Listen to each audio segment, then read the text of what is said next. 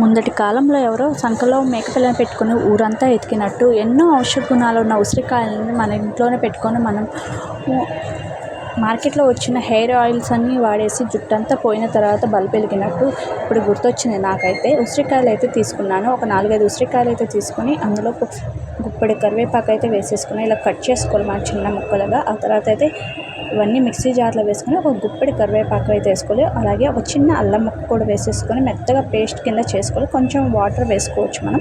ఆ లిక్విడ్ని ఐస్ ట్రేలో అయితే వేసేసుకొని ఐస్ క్యూబ్స్ లాగా ప్రిపేర్ చేసుకుని రోజు అర్లీ మార్నింగ్ లేచినమ్మంటే గోరువెచ్చని నీళ్ళల్లో ఒక 2 క్యూబ్స్ వేసుకొని కావాలనుకుంటే హనీ వేసుకోవచ్చు, లేదా అలాగే తాగేయచ్చు.